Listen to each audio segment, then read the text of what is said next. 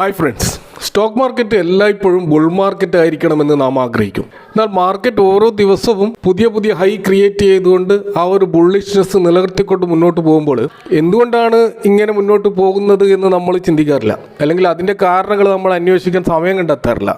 കാരണം ഈ ഒരു ബുൾ മാർക്കറ്റിൽ എങ്ങനെയെങ്കിലും മാക്സിമം ഔട്ട്പുട്ട് ഉണ്ടാക്കാനുള്ള സ്റ്റോക്കുകൾ കണ്ടെത്താനുള്ള തിരക്കിലായിരിക്കും നമ്മൾ. എന്നാൽ ഒരു മാർക്കറ്റ് ബിയറിഷ് ആയിട്ട് പോകുമ്പോൾ അതിൻ്റെ കാരണങ്ങൾ നമ്മൾ അന്വേഷിക്കുകയും നമ്മൾ പാനിക് ആവുകയും ചെയ്യും. അപ്പോൾ നമ്മൾ മനസ്സിലാക്കേണ്ട ഒരു കാര്യം, ബുൾ മാർക്കറ്റ് പോലെ തന്നെ ഒരു യാഥാർത്ഥ്യമാണ് അല്ലെങ്കിൽ ഒരു നഗ്ന സത്യമാണ് ബിയർ മാർക്കറ്റും. മാർക്കറ്റ് ഒരിക്കലും പെർമനന്റ് ബുള്ളായിട്ടോ പെർമനന്റ് ബിയറിഷ് ആയിട്ടോ നിൽക്കുകയില്ല.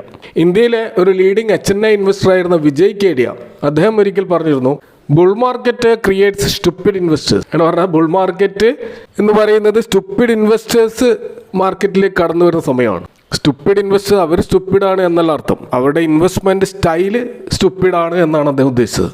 അപ്പോൾ അവിടെ നിന്ന് പണം കൊയ്യാൻ വേണ്ടിയിട്ട് സ്റ്റുപ്പിഡ് ഇൻവെസ്റ്റേഴ്സ് വരും.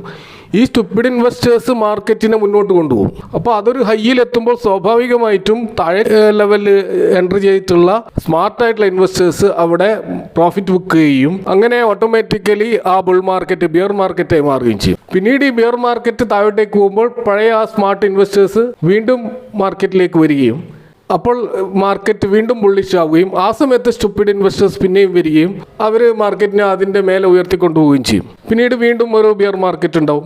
അപ്പോൾ ഇങ്ങനെ മാർക്കറ്റ് ബുള്ളിഷായിട്ടും ബിയറിഷായിട്ടും മാറിക്കൊണ്ട് ഇരിക്കുന്നതിൻ്റെ ഒരു കാരണം അദ്ദേഹം വളരെ രസകരമായിട്ട് ഇവിടെ അവതരിപ്പിച്ചിരുന്നു. അപ്പോൾ ഇതിൽ നിന്ന് നാം മനസ്സിലാക്കേണ്ടത് നമ്മൾ കൂടുതൽ സ്മാർട്ട് ഇൻവെസ്റ്ററായിട്ട് മാറിക്കൊണ്ടിരിക്കണമെന്നാണ്.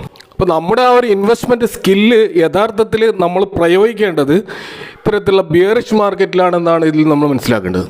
അപ്പോൾ ഇന്നത്തെ മാർക്കറ്റ് ഫോളിൽ 200 പോയിൻ്റ് വീണ്ടും താഴോട്ടേക്ക് ഇടിഞ്ഞുകൊണ്ട് 25,000 എന്നുള്ള ആ ഒരു സൈക്കോളജിക്കൽ ലെവലിൽ നിന്നും നിഫ്റ്റി താഴോട്ട് പോയിരിക്കുക. കഴിഞ്ഞ ഒരാഴ്ചയിലെ ഓവറോൾ ഇടിവ് നമ്മൾ നോക്കിക്കഴിഞ്ഞാൽ അത് ഏകദേശം 5% കാണാം. എന്നാൽ 5% ഇടിവ് എന്നൊക്കെ പറയുന്നത് സ്റ്റോക്ക് മാർക്കറ്റിനെ സംബന്ധിച്ചിടത്തോളം യാതൊരു പ്രാധാന്യം അറിയിക്കുന്ന ഒരു ഇടിവല്ല. കാരണം സ്റ്റോക്ക് മാർക്കറ്റിൻ്റെ ചരിത്രത്തിൽ ഇതിലും വലിയ ഇടിവുകൾ ഉണ്ടായിട്ടുണ്ട്. നമുക്ക് ഏറ്റവും ഒടുവിലുള്ള ഉദാഹരണമുണ്ട്, കൊറോണ സമയത്ത് 35% നിഫ്റ്റി ഇടിഞ്ഞിരുന്നു.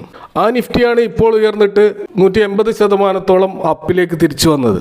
അപ്പോൾ അതുകൊണ്ട് തന്നെ ചെറിയ ഇടിവുകൾ ഒന്നും നമ്മളെ പാനിക്കാക്കരുത് എന്നുള്ളതാണ് ആദ്യമായിട്ട് നമ്മൾ മനസ്സിലാക്കേണ്ട ഒരു കാര്യം. കാരണം മാർക്കറ്റ് സൈക്കിൾ മനസ്സിലാക്കാത്തത് കൊണ്ടാണ് നമ്മൾ ഇത്തരം സന്ദർഭങ്ങളിൽ എല്ലാം വിറ്റുപെറുക്കി മാർക്കറ്റിനോട് വിട പറയുന്നത്. അപ്പോൾ വാരൻ ബഫറ്റ് ഒരിക്കൽ പറഞ്ഞിരുന്നു, നിങ്ങളുടെ പോർട്ട്ഫോളിയോ 50% ഡൗൺ ആയത് ബേജാറാവാതെ നിസ്സംഗമായിട്ട് നിങ്ങൾക്ക് നോക്കി നിൽക്കാൻ കഴിയുമെങ്കിൽ നിങ്ങൾ സ്റ്റോക്ക് മാർക്കറ്റിൽ വിജയിച്ചവരാണ്. അപ്പോൾ അത് നിസ്സംഗമായി നോക്കി നിൽക്കാൻ കഴിയാതെ മാനസികമായി തകരുന്ന ഒരാളാണ് നിങ്ങളെങ്കിൽ നിങ്ങൾക്ക് ഒരിക്കലും സ്റ്റോക്ക് മാർക്കറ്റ് നിലനിൽക്കാൻ കഴിയില്ല. വാരൻ ബഫറ്റിൻ്റെ ഈ ഒരു കോട്ട് നമുക്ക് രാംദേവ് അഗർവാൾ എന്ന് പറയുന്ന ഫേമസ് ആയിട്ടുള്ള ഇന്ത്യൻ ഇൻവെസ്റ്ററുടെ പോർട്ട്ഫോളിയോയിലുണ്ടായ ചാഞ്ചാട്ടങ്ങളെ പരിശോധിച്ചാൽ നമുക്ക് അദ്ദേഹം എങ്ങനെയാണ് ഇതിനെ നോക്കിക്കണ്ടത് എന്ന് മനസ്സിലാക്കാൻ കഴിയും. രാംദേവ് അഗർവാൾ എന്ന് പറയുന്നത് മോട്ടിലാൽ ഒസ്വാൾ കമ്പനിയുടെ സ്ഥാപക പങ്കാളിയും ചെയർമാനുമാണ്. അദ്ദേഹം 1990 1 കോടി രൂപ വിവിധ സ്റ്റോക്കുകളിൽ നിക്ഷേപിക്കുകയുണ്ടായി. അർഷദ് മേത്തയുടെ മാസ്മരികതയിൽ സെൻസെക്സ് 50% ഉയർന്നപ്പോൾ ഈ അഗർവാളിൻ്റെ പോർട്ട്ഫോളിയോ 1 കോടിയിൽ നിന്ന് 32 കോടിയായിട്ട് ഉയർന്നിരുന്നു. എന്നാൽ അർഷദ് മേത്തയുടെ വമ്പിച്ച ഒരു തകർച്ചയ്ക്ക് ശേഷം സെൻസെക്സ് തകർന്നപ്പോൾ അഗർവാളിൻ്റെ സ്റ്റോക്കുകൾ 10 കോടിയിലേക്ക് താഴ്ത്തു പോയിരുന്നു. എന്നാൽ അദ്ദേഹം നിരാശനായില്ല. 2000 ആ IT വിപ്ലവം വരുന്നത് വരെ അദ്ദേഹം വളരെ ക്ഷമയോടെ മാർക്കറ്റിൽ നിന്നപ്പോൾ ആ 10 കോടി ഉണ്ടായിരുന്ന പോർട്ട്ഫോളിയോ 100 കോടിയായിട്ട് ഉയർന്നു. എന്നാൽ പിന്നീട് .com ബബിൾ വന്ന് ഷെയർ മാർക്കറ്റ് തകർന്നപ്പോൾ ആ 100 കോടിയിൽ നിന്ന് വീണ്ടും താഴ്ന്ന് 30 കോടിയിലെത്തി. 2003-2007 കാലഘട്ടത്തിൽ മാർക്കറ്റ് വീണ്ടും കുതിച്ചു കയറിയപ്പോൾ 30 കോടിയുടെ നിക്ഷേപം 550 കോടിയായി വർദ്ധിച്ചു.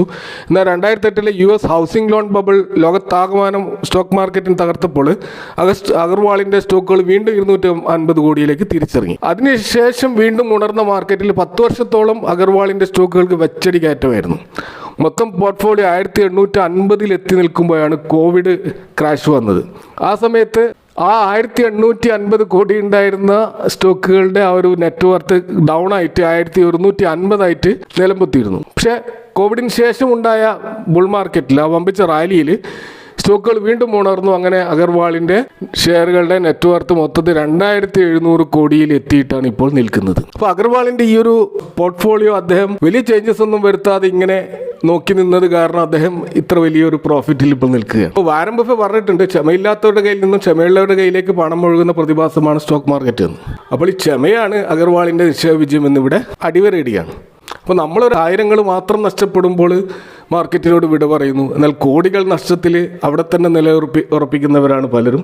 തീർച്ചയായും അവർ ഫൈനാൻഷ്യൽ ഫ്രീഡം നേടിയവരാണ് എന്നൊരു കാര്യം ശരിയായിരിക്കാം. പക്ഷേ ആ ഫൈനാൻഷ്യൽ ഫ്രീഡത്തിലേക്ക് അവരെത്തുന്നത് അവരുടെ ഈ ഒരു ക്യാരക്ടർ കൊണ്ടാണ്. അപ്പോൾ ബിഗ് ഇൻവെസ്റ്റേഴ്സ് ഒരിക്കലും മാർക്കറ്റ് ക്രാഷ് ആയതുകൊണ്ട് എല്ലാം വിറ്റുപൊറുക്കിയിട്ട് പോയ ചരിത്രമില്ല. നിങ്ങൾ ഏത് ലീഡിംഗ് ആയിട്ടുള്ള HNIസിന് എടുത്താലും ഹൈ നെറ്റ്വർത്ത് ഇൻഡിവിജ്വൽസിൻ്റെ പോർട്ട്ഫോളിയോകൾ നോക്കി കഴിഞ്ഞാലും അവരൊരിക്കലും എല്ലാം വിറ്റുപൊറുക്കി പോയ അനുഭവം ഉണ്ടായിട്ടില്ല. അപ്പോൾ അങ്ങനെ പോകാത്തതുകൊണ്ടാണ് അവരിപ്പോഴും ബിഗ് ഇൻവെസ്റ്റേഴ്സ് ആയിട്ട് നിൽക്കുന്നത്. അപ്പോൾ ഇന്നത്തെ സ്റ്റോക്ക് മാർക്കറ്റ് ഫ്ലോൾ നമ്മൾ കണ്ടാൽ തന്നെ ലാർജ് ക്യാപ് സ്റ്റോക്കുകളിൽ പലതും ഡൗൺ ആയിട്ടുണ്ട്. ടോപ്പ് 100 സ്റ്റോക്കുകളിൽ 87ഓളം സ്റ്റോക്കുകൾ താഴത്തേക്കാണ് പോയിട്ടുള്ളത്. അതിൽ ഏറ്റവും വലിയ ഫോള് സംഭവിച്ചിട്ടുള്ള പ്രധാനപ്പെട്ട 3 സ്റ്റോക്കുകളൊക്കെ ആണെങ്കിൽ ഒന്ന് വരുൺ ബീവറേജസ് ലിമിറ്റഡ് 5% ഡൗൺ ആയിരുന്നു. ടാറ്റ പവറും 5% കൂടുതൽ ഡൗൺ ആയിരുന്നു. അതുപോലെ PFC പവർ ഫിനാൻസ് കോർപ്പറേഷനും 5% കൂടുതൽ ഡൗൺ ആയിരുന്നു. അപ്പോൾ നിഫ്റ്റി 12,000 ലെവലിൽ നിന്ന് 8,000 ലെവലിലേക്ക് പോയത് കൊറോണ ക്രാഷിൻ്റെ സമയത്താണ്. അപ്പോൾ ഏകദേശം അന്ന് നടന്നത് 40% ക്രാഷാണ്. ആ ലെവലിൽ നിന്നാണ് ഇന്ന് നിഫ്റ്റി 24,000 എന്ന ലെവല് തിരിച്ചെത്തിയിട്ടുള്ളത്. ഇപ്പോൾ നിഫ്റ്റിയിലുള്ള 50ഓളം സ്റ്റോക്കുകളും ഇതേപോലെ തിരിച്ചെത്തിയിട്ടുണ്ട്. ഇപ്പോൾ നമുക്ക് ഇവിടെ നേരത്തെ സൂചിപ്പിച്ച വരുൺ ബീവറേജസ് തന്നെ എടുക്കുകയാണെങ്കിൽ കൊറോണ ക്രാഷിൻ്റെ സമയത്ത് അതിൻ്റെ വില ഏകദേശം 50 രൂപയായിരുന്നു. ആ ലെവലിൽ നിന്നാണ് ഇന്ന് 545 എന്ന ലെവലിൽ ആ സ്റ്റോക്ക് നിൽക്കുന്നത്. അപ്പോൾ ഇന്ന് ഈ സ്റ്റോക്കിൽ ഉണ്ടായ അധികമായിട്ടുള്ള ക്രാഷിനൊരു കാരണം അവരുടെ പ്രൊമോട്ടർ ഷെയർസ് അവർ ഇൻസ്റ്റിറ്റ്യൂഷണൽ ഇൻവെസ്റ്റേഴ്സിന് വിൽക്കാൻ തീരുമാനമെടുത്തു എന്നുള്ളതാണ്. അതിന് 551 രൂപക്കാണ് അവർ വിൽക്കാൻ ഉദ്ദേശിച്ചത്. അപ്പോൾ 574 ഓപ്പൺ ചെയ്ത സ്റ്റോക്ക് അതിലുള്ള കുറേ ഷെയറുകൾ 551 വിൽക്കുന്നു എന്ന് പറയുമ്പോൾ സ്വാഭാവികമായിട്ടും മാർക്കറ്റ് ആ വിലയിലേക്ക് താഴോട്ടേക്ക് വരും. അപ്പോൾ അതാണ് ഇവിടെ ഇന്ന് സംഭവിച്ചത്. പക്ഷേ അവിടെ നമ്മൾ മനസ്സിലാക്കേണ്ടത് വരുൺ ബീവറേജസിൻ്റെ പ്രൊമോട്ടർ ഷെയർ എന്ന് പറയുന്നത് 63% ഉണ്ട്. അപ്പോൾ ആ സ്റ്റോക്കിൽ ഫോറിൻ ഇൻവെസ്റ്റേഴ്സിൻ്റെ നല്ല ഹോൾഡിംഗ് ഉണ്ടെങ്കിലും ഡൊമസ്റ്റിക് ഇൻവെസ്റ്റേഴ്സിൻ്റെ ഹോൾഡിംഗ് കുറവാണ്. ആ സ്റ്റേക്കാണ് ഇവർ വർദ്ധിപ്പിക്കാൻ ഉദ്ദേശിക്കുന്നത് എന്നാണ് മനസ്സിലാക്കാൻ കഴിയുന്നത്. പക്ഷേ അതിൻ്റെ പൂർണ്ണമായ ഡീറ്റെയിൽസ് വന്നിട്ടില്ല, എങ്കിലും അതാണ് മനസ്സിലാക്കാൻ കഴിയുന്നത്. അപ്പോൾ അതിൻ്റെ അടിസ്ഥാനത്തിലായിരിക്കാം പല അനലിസ്റ്റുകളും ഇതിന് ബൈ റേറ്റിംഗ് തന്നെയാണ് കൊടുത്തിട്ടുള്ളത്. ഏകദേശം ഒരു വർഷം കൊണ്ട് 30% ഒരു അപ്സൈഡ് മൂവ് ഈ സ്റ്റോക്കിൽ ഉണ്ടാകുന്നത് തന്നെയാണ് ഒരു ഏകപക്ഷീയമായിട്ട് എല്ലാവരും പറയുന്നത്. അപ്പോൾ അതുകൊണ്ട് തന്നെ ഈ സ്റ്റോക്ക് നമ്മൾക്ക് കൂടുതൽ ബൈങ്ങിനുള്ള ഒരു അവസരമായിട്ടാണ് ഈ ഒരു സന്ദർഭം നമുക്ക് കാണാൻ കഴിയുന്നത്. മറ്റൊരു സ്റ്റോക്ക് ഇന്ന് വലിയ തോതിൽ താഴത്തേക്ക് പോയി ടാറ്റ പവറാണ്. പക്ഷേ ടാറ്റ പവറിനെ പറ്റി ഈ അടുത്ത് വന്ന ഒരു ന്യൂസാണ്. അവർ രാജസ്ഥാൻ ഗവൺമെൻറ്റുമായിട്ട് ഒരു MOU സൈൻ ചെയ്തിട്ടുണ്ട്. 10 വർഷത്തെ ഒരു എഗ്രിമെൻ്റാണ്. 1.2 lakh crore power distribution, transmission, renewable energy സെഗ്മെൻറ്റിലുള്ള ഒരു വലിയൊരു കോൺട്രാക്റ്റാണത്. അപ്പോൾ ഇത്തരം പോസിറ്റീവായിട്ടുള്ള വലിയൊരു ന്യൂസ് ഉണ്ടായിട്ടും ടാറ്റ പവർ താഴോട്ടേക്ക് പോയത് ജസ്റ്റ് ഒരു മാർക്കറ്റിൻ്റെ ആ ഒരു വാല്യുവേഷൻ അല്ലെങ്കിൽ ടൈം കറക്ഷൻ മാത്രമാണ്. അപ്പോൾ ഇത് തിരിച്ചു വരാൻ സാധ്യതയുള്ള ഒരു സ്റ്റോക്ക് തന്നെ. കാരണം ടാറ്റ പവർ കൊറോണ ക്രാഷിൻ്റെ സമയത്ത് 30 രൂപയിലുണ്ടായ സ്റ്റോക്കാണ്. അതാണ് ഇന്ന് 440 എന്ന റേഞ്ചിൽ നിൽക്കുന്നത്. അപ്പോൾ കഴിഞ്ഞ 5 വർഷം 621% റിട്ടേൺ ആണ് ഈ സ്റ്റോക്ക് നൽകിയത്. മറ്റൊരു സ്റ്റോക്ക് ഇന്ന് ഏറ്റവും ഡൗൺ ആയത് PFC എന്ന് പറയുന്ന സ്റ്റോക്കാണ്. മഹാരത്ന കമ്പനിയാണ് ഇത്.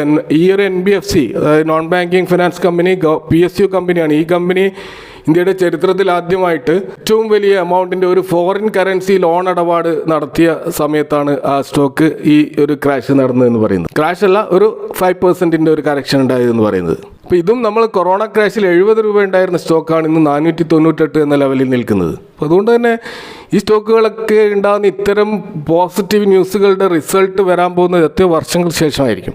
അപ്പോൾ നിങ്ങൾക്ക് ഹോൾഡ് ചെയ്യാൻ ക്ഷമയുണ്ടെങ്കിൽ അവിടെ നിന്നാണ് ഈ സ്റ്റോക്കുകളിലൊക്കെ നിങ്ങൾക്ക് നേട്ടം കൊയ്യാൻ സാധിക്കുക. അപ്പോൾ ഇത്തരം ക്രാഷുകളിൽ നിന്ന് എങ്ങനെയാണ് സ്റ്റോക്കുകൾ തിരിച്ചു വരുന്നത് എന്നതിൻ്റെ മറ്റൊരു ഇൻട്രസ്റ്റിംഗ് ആയിട്ടൊരു ഡാറ്റ നിങ്ങൾ മുമ്പിൽ വെക്കുകയാണെങ്കിൽ, ഇപ്പോൾ BSEയിലുള്ള ടോപ്പ് 100 കമ്പനികൾ 2020 കൊറോണ ക്രാഷിൻ്റെ സമയത്ത് മെയ് 7-ാം തീയതി അതിൻ്റെ പ്രൈസിൻ്റെ ഒരു ലിസ്റ്റാണിത്.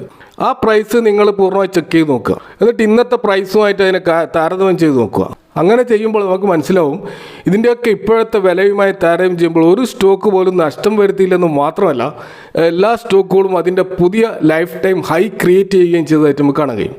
ഈ ലിസ്റ്റിൽ നമുക്ക് കാണാം Reliance Industries, TCS, HDFC bank, HUL, HDFC Bharti Airtel, Infosys, Kotak, അങ്ങനെ തുടങ്ങി 100 ടോപ്പ് കമ്പനികളുടെ ലിസ്റ്റാണ്. അപ്പോൾ നിങ്ങളത് പഠന വിധേയമാക്കേണ്ട ഒരു ഡാറ്റയാണിത്. അപ്പോൾ ഇതിൽ നിന്നുള്ള നമ്മൾ മനസ്സിലാകുന്നത് സ്റ്റോക്ക് മാർക്കറ്റ് ഉറച്ചു നിൽക്കൽ എത്രമാത്രം ഇമ്പോർട്ടൻ്റ് ആണ് എന്നുള്ളതാണ്. അതിനെ റിമൈൻഡ് ചെയ്യുന്ന കാര്യങ്ങളാണ്, അതിനെ പരീക്ഷിക്കുന്ന കാര്യങ്ങളാണ് ഇപ്പോൾ നടന്നുകൊണ്ടിരിക്കുന്നത്.